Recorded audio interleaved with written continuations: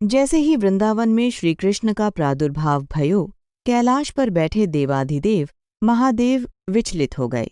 बोले, ओहो ठाकुर जी, परब्रह्म प्रकट भये हैं, मैं दर्शन करवे जाऊंगा। महादेव पधारे और सब गोपिन से कहने लगे, हम भविष्य बताते हैं, जाओ यशोदा, मैया से कहो अपने लाला से मिलवाएं। एक गोपी जाकर बोली, मैया, द्वार पर एक जोगी आयो है, कहत है लाला को एक बार दिखा दो, गंडा वंडा बांध देगा, नजर नहीं लगेगी। यशोदा मैया अटारी पर चढ़ के ऊपर से झांक कर देखती हैं।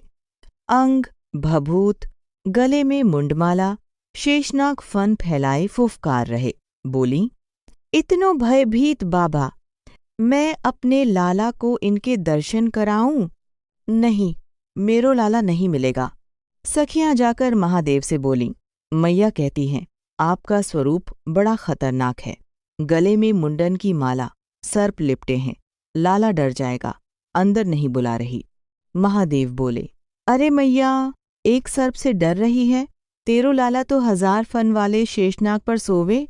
इतने में मैया अटारी से बोली, 1000 फन पर सोवे?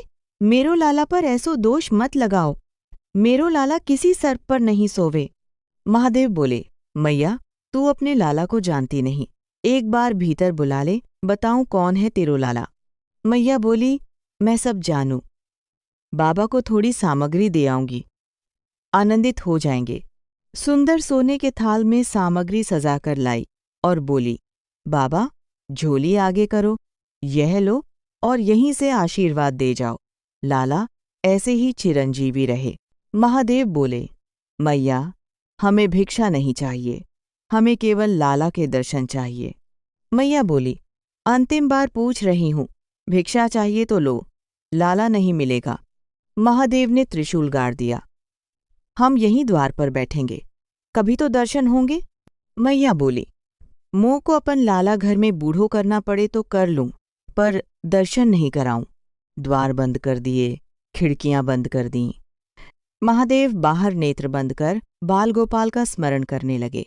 गोपाल जी, इतनी दूर से आए हैं, एक झलक दे दो।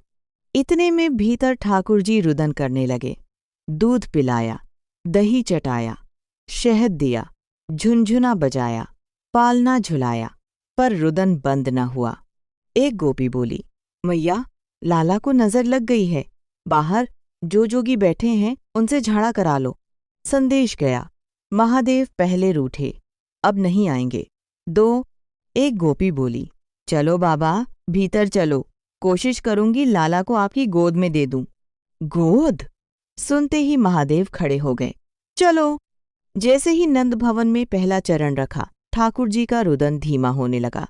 पास गए तो और कम, बाहर निकले तो फिर रोने लगे। मैया समझ गईं, ये साधारण जोगी नहीं। फिर भीतर बुलाया। मैया ने लाला को पालने में लिटाया। महादेव ने दंडवत किया। मैया बोली, बाबा, ऐसे दंडवत करते हो जैसे कोई परमात्मा हो। महादेव मुस्कुराए। मैया, तू क्या जाने, तेरी गोद में कौन खेल रहा है। अपनी श्रृंगी निकालकर मुख से लगाई। जैसे ही मधुर स्वर निकला, ठाकुर जी का रुदन शांत, मंद मंद मुस्कुराने लगे। सब गोपियां देखती रह गईं। बाल गोपाल हंस रहे थे और महादेव भाव विभोर खड़े थे।